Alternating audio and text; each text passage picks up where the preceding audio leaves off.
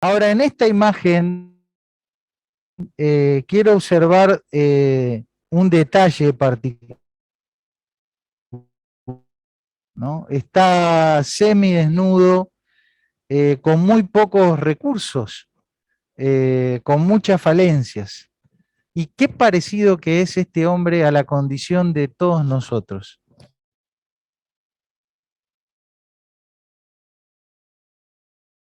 Cuando que este hombre, en los déficits que él podía tener, en lo físico, en lo económico, a nosotros Dios nos ve así, pero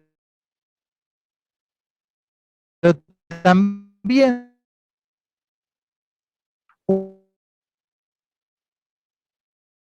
un Cristo, que es Cristo que ya fue sacrificada por todos nosotros, que ya fue sacrificada por todos nosotros.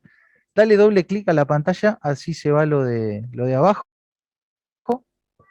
¿no? Bueno, muy bien.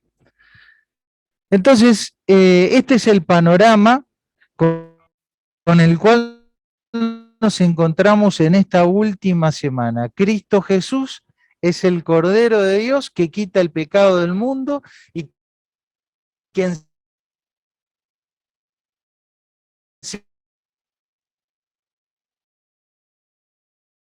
resolver el problema, el conflicto, a esta celebración. Y la particularidad es que ese Cordero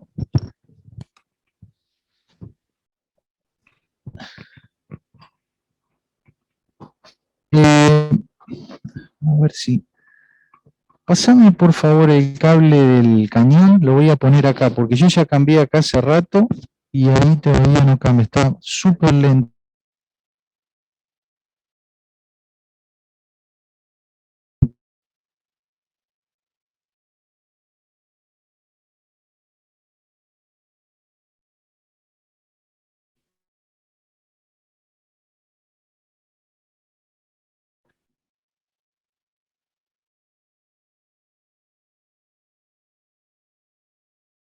Un poquito mejor y necesitamos chequear que se escuche todo bien.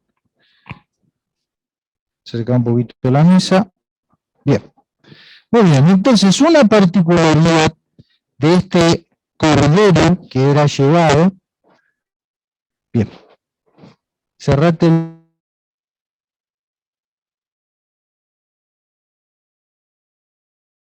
este cordero que era llevado para el sacrificio debía ser examinado durante, no recuerdo ahora, creo que son de 4 a 6 días, se me hizo una laguna, pero debía ser examinado por las autoridades del templo, eran quienes lo iban a ofrecer en sacrificio. ¿Por qué debía ser examinado? Porque el cordero tenía que ser perfecto y sin defecto. Tenía que ser un animal sin defecto porque iba a cumplir una misión muy particular, que es la de, con su sacrificio, hacer una especie de reemplazo, de sustitución de la persona que lo ofrecía. En este contexto, Cristo Jesús fue también quien se preparó y se presentó y hizo aquella famosa entrada triunfal de la cual nos habló y leímos el domingo pasado con Joel, se hizo presente en Jerusalén 6 días antes de la Pascua y durante esos 6 días Jesús fue examinado. ¿Examinado por quién? Por todos. Todo el mundo tuvo oportunidad y ocasión de hacerle preguntas, de cuestionarlo y de ver cómo Jesús reaccionaba y respondía ante todas las autoridades de los diferentes estamentos, ¿sí? Las autoridades religiosas, las políticas, las civiles y por supuesto el pueblo. Todo el mundo pudo examinar a este cordero, ¿sí? Al cordero de Dios que habría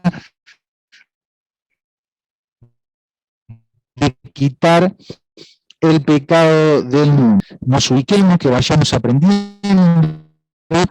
Es, por ejemplo, esto. ¿Sí? Ahí pueden ver ustedes una fotografía aérea de lo que es la región de Jerusalén y alrededor.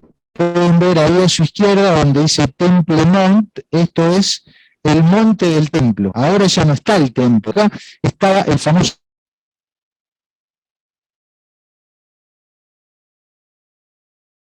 templo de Herodes, ¿sí? Y más o menos perímetro, podemos ver otra foto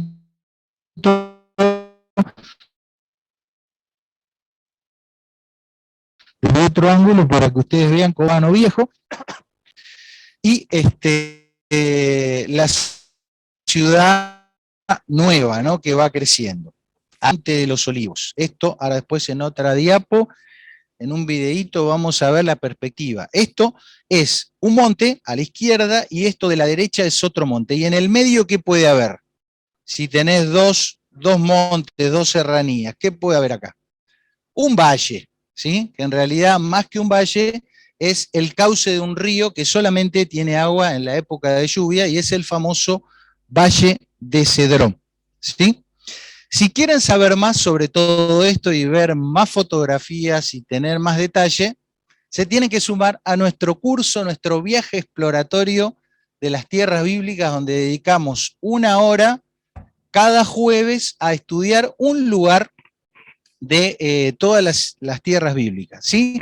Lo dictamos en el conveniente horario de los jueves a las 15 horas. Así que si estás harto de dormir la siesta, el jueves ya tenés una oportunidad para no hacerlo y tomar el curso de nuestro viaje exploratorio, que casualmente estamos ahora haciendo un recorrido lugar por lugar,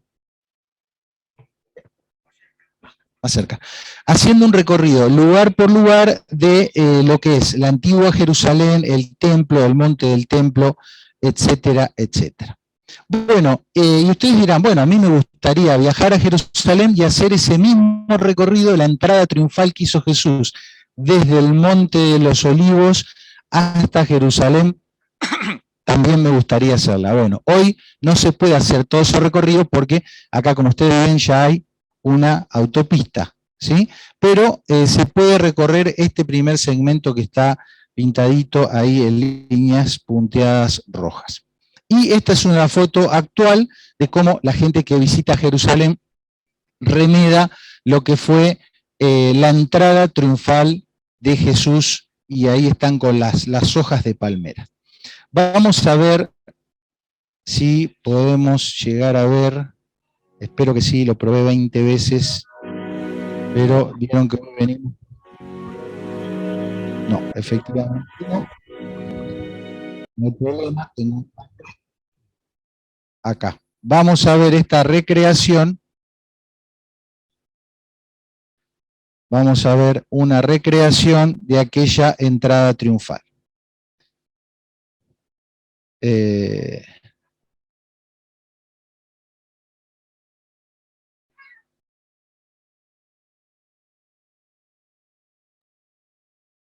audio no importa.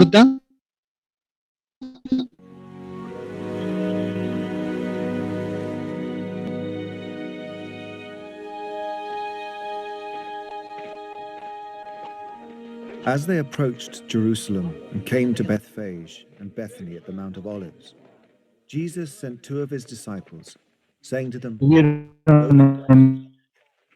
and just as you enter it, you will find a colt tied there, which no one has ever ridden. Untie it. Eso. Esa es la indicación de que preparen el cordero. ¿Se acuerdan que el domingo no el cordero, sino el pollino, el burrito, la cría del burro, ¿sí? La cría del asno?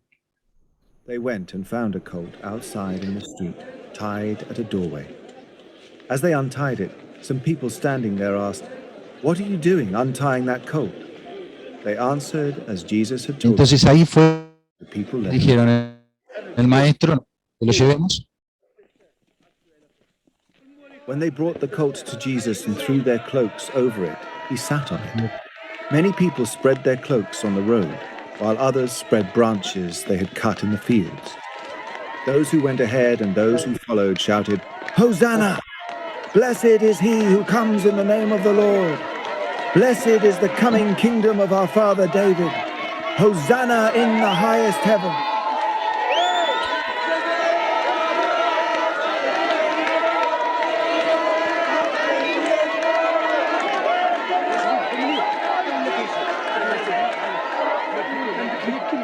Jesus entered Jerusalem.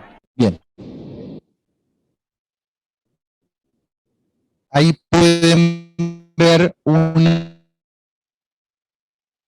panorama de dron que estaría acá, y después lo que es toda la ciudad amurallada con sus diferentes pórticos. Por alguno de estos pórticos entró Jesús para dirigirse después al templo. Y en los próximos domingos, todo lo que vamos a estar estudiando va a suceder acá, va a suceder en estos 6 días donde Jesús iba y venía por este camino, porque durante el día estaba en Jerusalén y durante la noche volvía, gracias, a Betania venía a Betania para descansar, ¿sí? No se quedaba a dormir en la ciudad. Muy bien. Ahora después vamos a ver otro videito.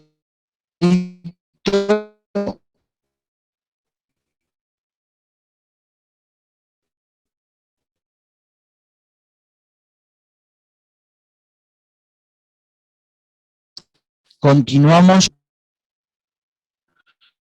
nuestra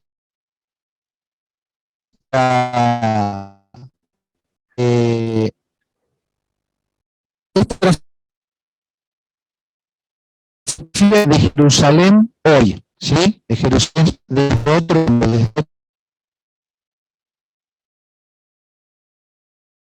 y bien.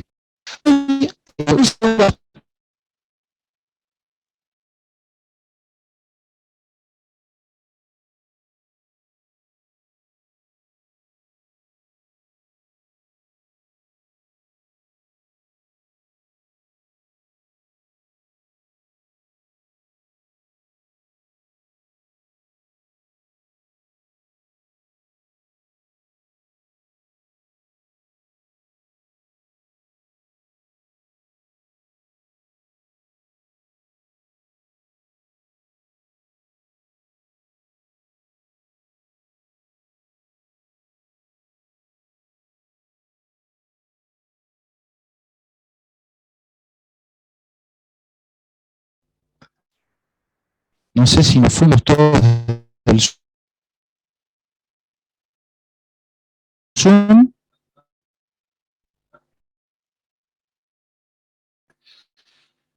No, por favor, no sé a quién está diciendo la inestabilidad de la señal. Bueno, ¿nos están escuchando ahora?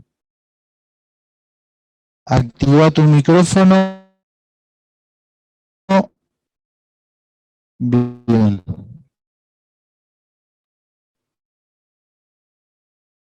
Sí, claro, me hace señas. Bien, continuamos. Continuamos con el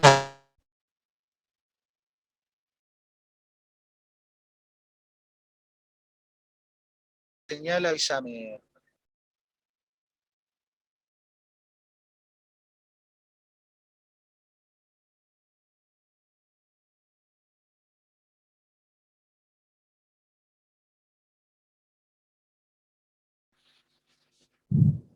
Así que apareció Osana, es el recitado de un salmo, ¿sí? Del Salmo 118, que dice así: este es el día que hizo Jehová, nos gozaremos y alegraremos en él.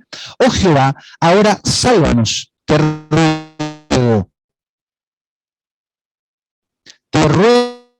oh Jehová, que nos hagas prosperar ahora. Bendito el que viene en el nombre de Jehová. Este era un salmo que se cantaba, se victoriaba habitualmente para la época de las Pascuas. Y no es casualidad que lo empiecen a cantar, porque esto en realidad se cantaba la noche de Pascua cuando se cenaba. ¿Por qué 6 días antes lo empiezan a cantar? Precisamente porque esta multitud que acompañaba a Jesús lo reconoce como este hijo de David, ese Mesías esperado. ¿Y qué tiene que ver Osana? ¿Por qué lo subrayo los dos? Fíjense, porque en hebreo, ahora sálvanos te ruego, se dice Ana, Hoshi, Ana, ¿sí? Y ya ven que si uno lo translitera, es lo mismo, ¿sí? Perdón ahí a los que saben del idioma, pero más o menos así. Entonces, ahora sálvanos te ruego, significa en hebreo y se traduce Osana, ¿sí? O se construyó así la palabra. Bueno, entonces, la historia de hoy va a transcurrir en la aldea de Betania, que como ustedes pueden ver, se encuentra a cierta distancia de la ciudad de Jerusalén. ¿A cuánto? Bueno, aproximadamente a 1,5 kilómetros. No es muy lejos, pero es todo camino de serranía, ¿sí? Recuerdan que está el Monte de los Olivos y detrás de eso se encuentra la aldea de Betania. Vamos a ver un último videito para que ustedes lo puedan divisar. A ver si... Ahí está. Jerusalén, Betania, Betfagé y el Monte de los Olivos en el medio. Ahora lo vemos desde el este hacia el oeste, pero siempre.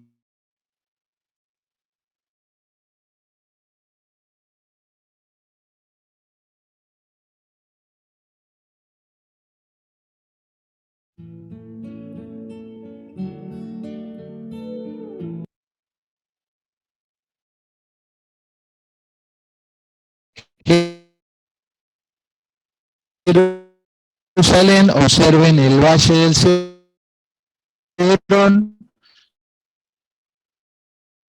todo lo que fue donde encontró el burrito, y en Betania era donde hacía noche y donde se da el acontecimiento que vamos a ver hoy. Ahí está.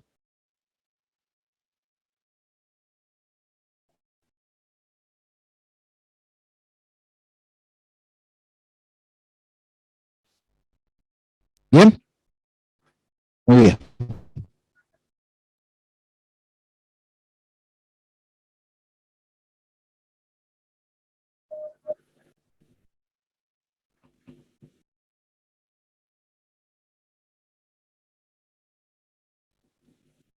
Y ahora sí, la lectura que veníamos haciendo. 6 días antes de la Pascua, vino Jesús a Betania, donde está el que había muerto y a quien había resucitado de los muertos. Y le hicieron allí una cena. Marta servía y Lázaro era uno de los que estaban sentados a la mesa con él. Entonces María tomó una libra de perfume de nardo puro de mucho precio y ungió los pies de Jesús y los enjugó con sus cabellos, y la casa se llenó. No era de los pobres, sino porque era ladrón, y teniendo la bolsa, sustraía de lo que se echaba en ella. Entonces Jesús dijo: déjala, para el día de mi sepultura ha guardado esto, porque a los pobres siempre los tendréis con vosotros, mas a mí no siempre me tendréis. Mateo lo relata así: estando Jesús en Betania, en la casa de Simón el leproso, vino a él una mujer con un vaso de alabastro de perfume de gran precio, y lo derramó sobre la cabeza de él, estando sentado a la mesa. Al ver esto, los discípulos se enojaron diciendo: ¿para qué es este desperdicio? Porque esto podía haberse vendido a gran precio y haberse dado a los pobres. Y entendiéndolo Jesús les dijo: ¿por qué molestáis a esta mujer? Pues ha hecho conmigo una buena obra, porque siempre tendréis pobres con vosotros, pero a mí no siempre me tendréis, porque al derramar este perfume sobre mi cuerpo, lo ha hecho a fin de prepararme para la sepultura. De cierto os digo, que donde quiera que se predique este evangelio en todo el mundo, también se contará lo que ésta ha hecho para memoria de ella. Pero estando él en Betania, en la casa de Simón el leproso, sentado a la mesa, vino una mujer con un vaso de alabastro de perfume de nardo puro de mucho precio, y quebrando el vaso de alabastro, se lo derramó sobre su cabeza.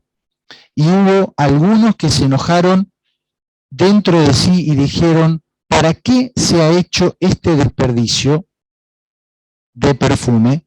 Porque podía haberse vendido por más de 300 denarios y haberse dado a los pobres. Y murmuraban contra ella. Pero Jesús dijo: déjala, ¿por qué la molestáis? Buena obra me ha hecho. Siempre tendréis a los pobres con vosotros, y cuando querráis le podréis hacer el bien, pero a mí no siempre me tendréis.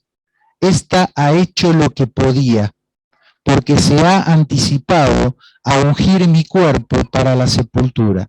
De cierto os digo que donde quiera que se predique este evangelio en todo el mundo, también se contará lo que ésta ha hecho para memoria de ella. Estos son los 3 relatos y solo 2 o 3 definiciones como para explicar algunas palabras que por ahí no son de uso frecuente. Una de ellas es el nardo, ¿no? ¿Qué es el nardo? Bueno, es un aceite, un óleo, una fragancia obtenido de la raíz de una planta proveniente de la India, y ya la Biblia nos dijo que era un producto de mucho precio, muy costoso.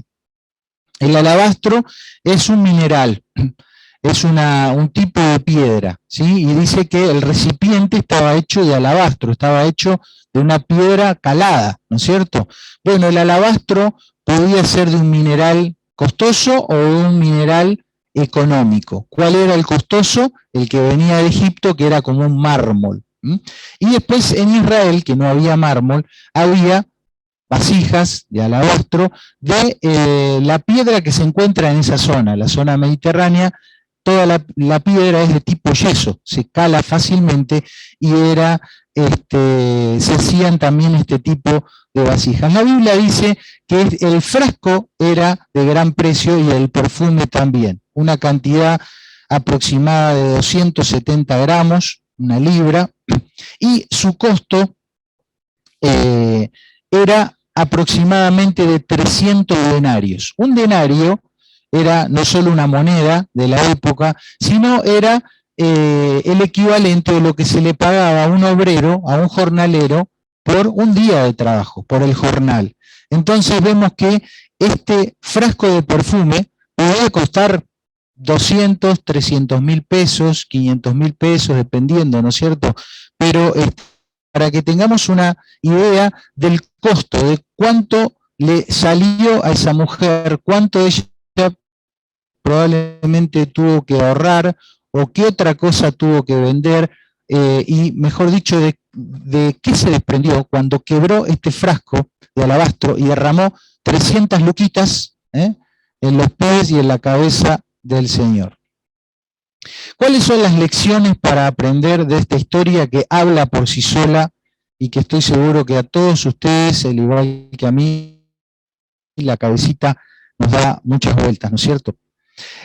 La primera lección que quiero traer a consideración de ustedes es que el costo de algo y el valor o el precio de algo son palabras parecidas, pero son diferentes.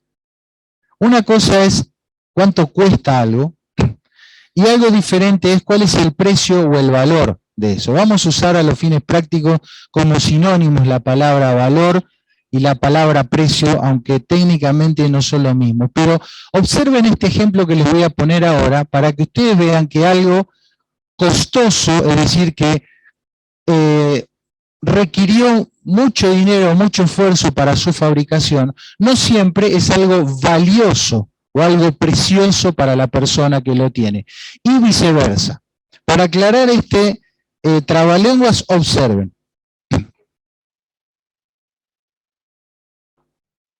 Este es un fabricante de ventiladores. ¿Es costoso hacer un ventilador? ¿Sí o no? Sí, ¿no es cierto?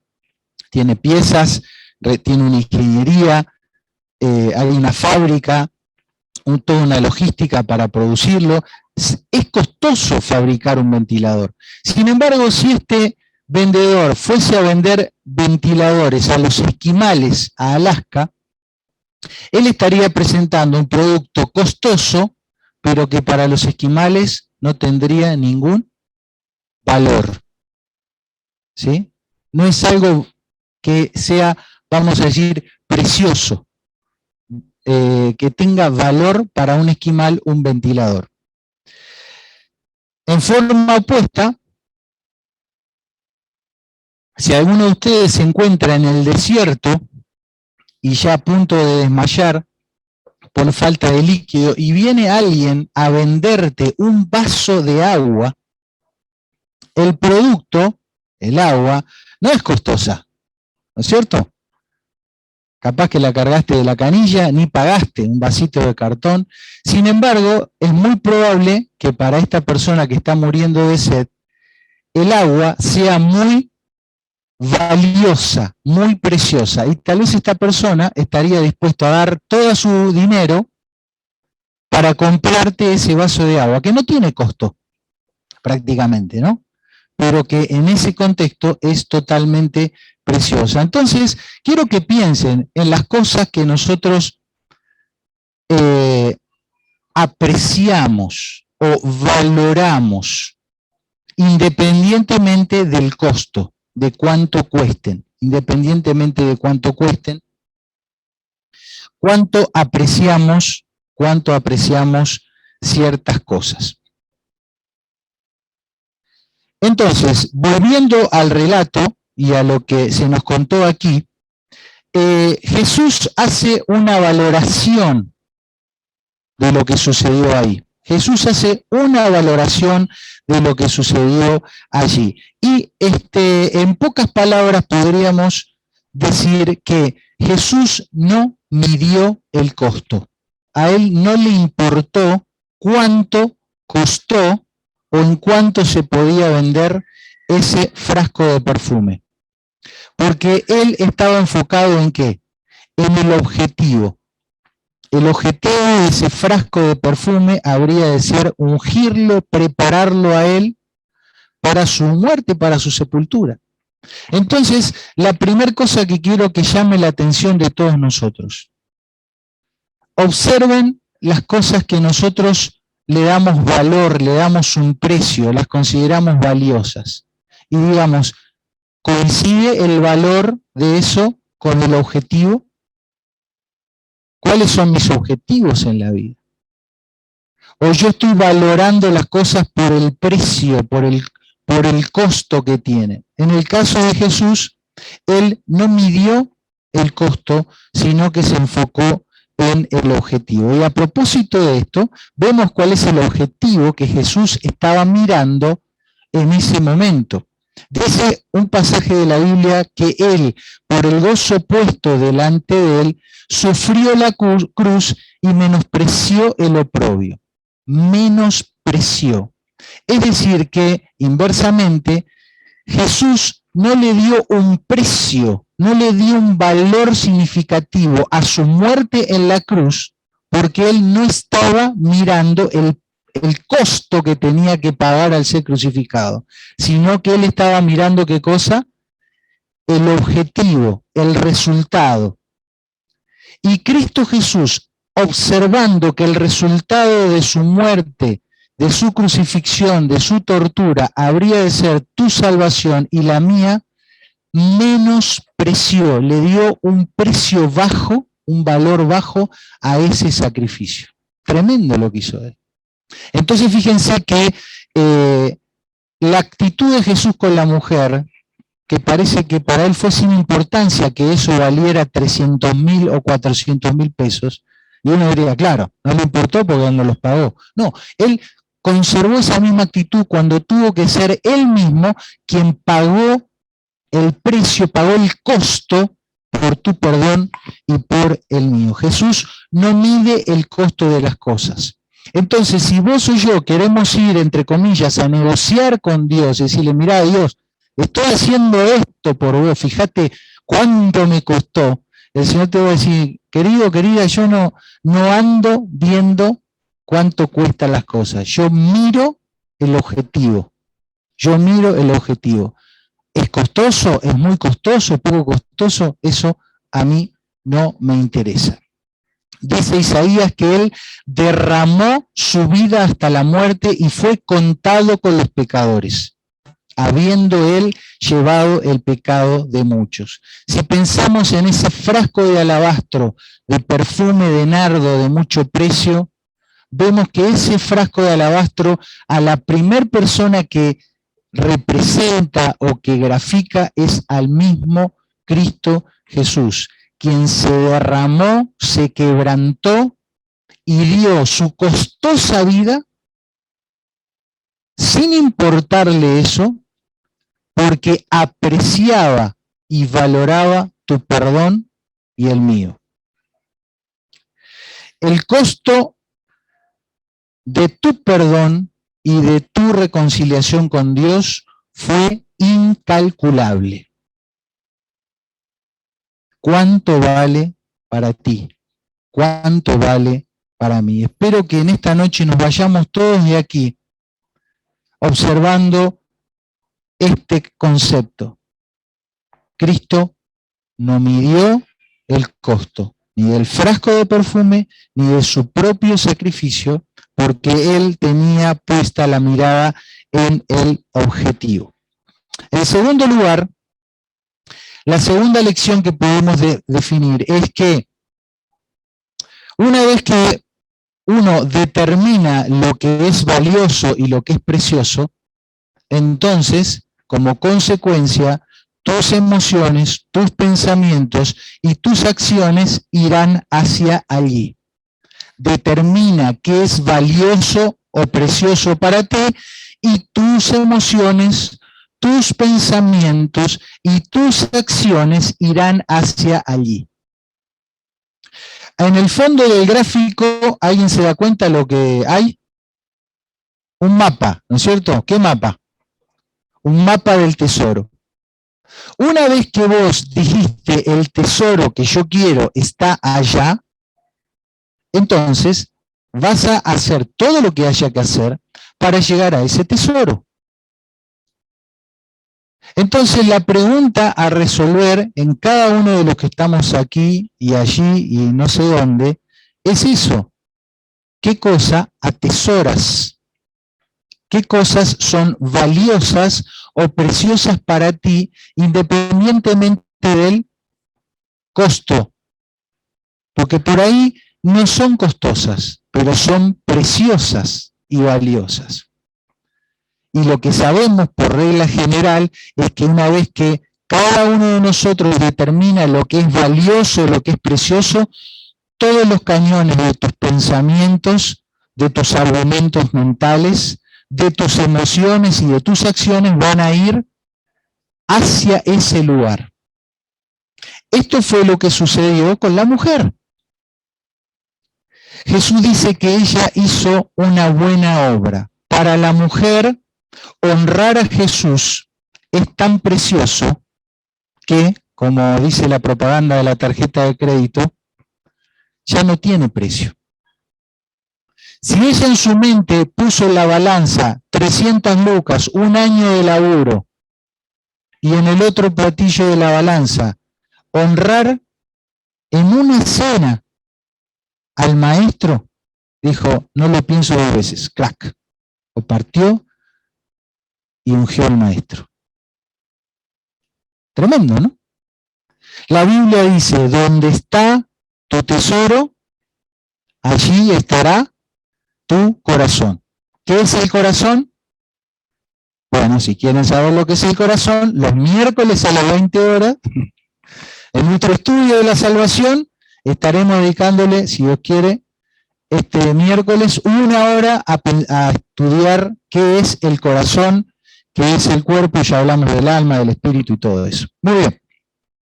Entonces, la mujer determinó qué era lo precioso y lo valioso para ella. Lo precioso y lo valioso para ella era honrar a su maestro, y entonces hizo lo que hizo, sin dudar y sin problemas.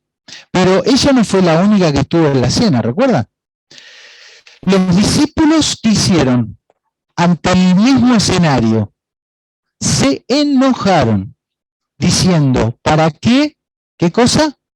Este desperdicio. Observen, ellos categorizaron la acción de esta mujer como un desperdicio del enojo de ellos mismos. ¿Sí? Decía el versículo que murmuraron, etcétera, etcétera. La desvalorización de Jesús te lleva a esta conclusión. Es un desperdicio entregarle en exclusividad lo más costoso a Él. La desvalorización de Jesús en nuestras vidas nos lleva a esta conclusión. Es un desperdicio entregarle en forma exclusiva lo más precioso, lo más costoso que tengo. Y estos hombres que estaban ahí, que habían sido sus discípulos, todos los meses que estuvieron con él, dijeron, es un desperdicio. Jesús no lo vale. El maestro no vale 300.000 pesos o un año de trabajo, porque hay otras cosas más importantes, ¿no es cierto? Y ahí cada uno armó su argumento. Judas tenía un argumento porque el corazón de Judas estaba en un lado y los otros discípulos tenían otro argumento porque su corazón estaba en otro lado, pero ninguno de los dos consideraron precioso o valioso a Jesús, por lo menos no más que el frasco de alabastro. Entonces Judas, que lo único que quería era meter la mano en la bolsa, ¿sí? Y los otros que decían, no, acá lo más importante son los pobres, ¿sí? El común denominador de todos ellos es la desvalorización de Jesús, la desvalorización de Jesús. Entonces, tu agenda, tus ambiciones fabrican argumentos que lo justifican todo. Una vez que uno desvaloriza, no le da el valor adecuado a Jesús, entonces después uno empieza a tener una agenda de prioridades, de horarios, de esfuerzo, de dedicación, y una proyección de los planes futuros, de lo que quiero hacer, de lo que no quiero hacer, del precio que estoy dispuesto a pagar y de lo que no. Y en tu cabeza decís, no, ¿por qué? ¿No? Y se arma. Se arma todo lo que hay que armar, que va a ser solamente una evidencia externa e interna de la decisión que yo ya tomé, que el tesoro de mi vida, el tesoro más precioso, no es Cristo, es otra cosa. Las preguntas, ¿qué cosas, qué planes, qué personas, qué actitudes, etcétera, etcétera, valen más para ti que una vida de consagración al Señor? Es una pregunta que yo últimamente me la vengo haciendo mucho. ¿Qué cosas hay en mi vida? ¿Qué planes tengo yo? ¿Qué valor, qué precio, qué aprecio le doy yo a las personas que son más preciosas que mi consagración entera al Señor, como si yo fuera, ¿qué cosa de la historia? ¿Yo quién tendría que ser en la metáfora? El frasco de alabastro, que se entrega totalmente al Señor, ¿no es cierto? Esta es una pregunta que con total honestidad nos tenemos que hacer y sobre todo responder. Y también, ¿cuáles son las cosas con las que uno está luchando? No sé ustedes, pero yo tengo luchas de este tipo. Cosas que sé que no valen más que el Señor. Yo sé que hay cosas, que hay personas, que hay planes, que hay proyectos míos que no son más valiosos que el Señor, pero lucho, porque en la práctica, ¿qué le voy a decir? Muchas veces sí lo son. Y tengo los argumentos, no porque, fíjate, no porque, pero no, porque no. Y siempre hay un buen argumento. Dos preguntas para que puedan trabajar. En tercer y último lugar, sé en acción las intenciones morirán en el olvido. Miren, hay toda una teología, ¿no? Una doctrina que habla de las intenciones, como que bueno, lo que vale es la intención. Es una mentira eso, ¿sí? En la mayoría de los casos es una mentira. Y en muchas religiones, dentro de las denominaciones cristianas y de otras religiones, se ha reemplazado, dentro del mismo judaísmo actual, ¿no? Rabínico, se ha reemplazado el accionar concreto por una intención. Bueno, ¿no? Pero lo cierto es que sin acciones las intenciones morirán en el olvido. ¿Qué es el olvido? Ese tacho de basura donde no hay reciclaje. Lo que va ahí no sirve para nada, ni siquiera para reciclar.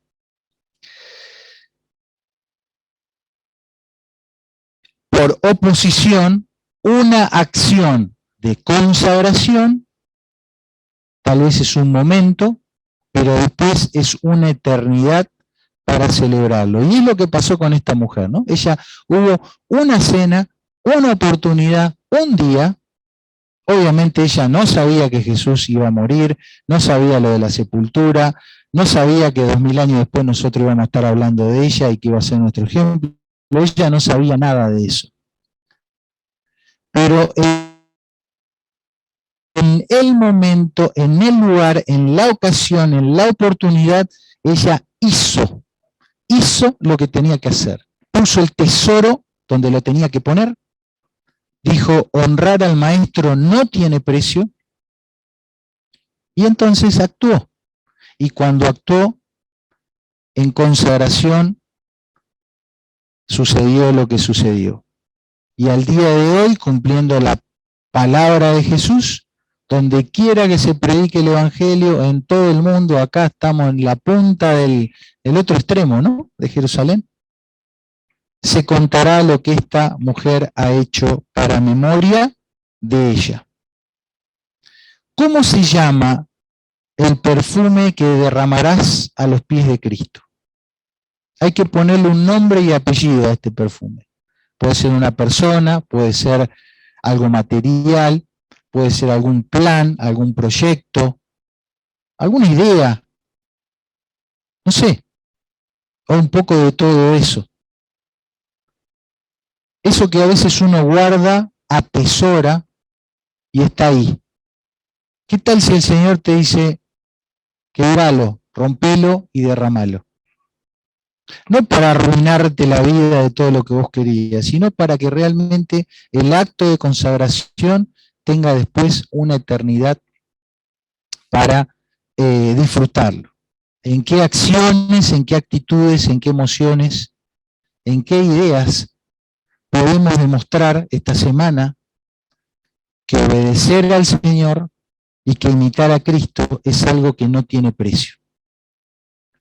A veces hablamos, ¿no? Con algunas personas he tenido esta oportunidad, sobre todo con lo que es la práctica de pecados.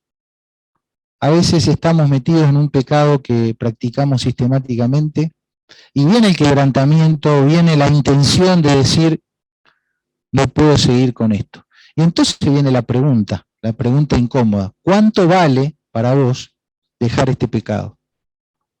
¿Cuánto vale para vos dejar este pecado? Y esa pregunta tiene una sola respuesta correcta. Dejar este pecado no tiene precio. Vivir en santidad no tiene precio. ¿Qué significa eso? Que sea lo que sea que haya que poner para dejar ese pecado, lo vale. Porque vivir en santidad es tan precioso que ya no tiene precio, no se le puede poner un precio. Prácticas pecaminosas, relaciones rotas, ideas, miedos, ideas preconcebidas, cosas que nos atan, que nos esclavizan, que no dejan que Dios sea Dios en nuestra vida, que no dejan que disfrutemos del señorío de Cristo, que no dejan que disfrutemos de la paz del Señor. Cosas que vos sabés que Dios te está llamando, y vos decís, sí, mañana. Esas cosas son las que hay que poner ahí en el frasco de alabastro y quebrarlo a los pies del Señor, porque honrarle a Él, reconocerlo como el Señor de nuestra vida, queridos, eso no tiene precio. Y esa es la verdad que nosotros tenemos que grabar a fuego en nuestros corazones. Me gustaría que podamos terminar leyendo y escuchando una canción que cuenta esta historia, ¿no? El frasco de perfume de alabastro en las manos de esa mujer, Cristo como el tesoro más precioso del universo que se quebró y se derramó por amor a ti, por amor a mí, porque Él dijo, salvar a esta persona no tiene precio. Lo pago porque el valor de la persona es mayor que el costo que yo tengo que pagar. Y en tercer lugar, termina la canción en la última frase haciendo una declaración personal. Yo quiero ser ese frasco de alabastro que se quiebre y se derrame delante del Señor.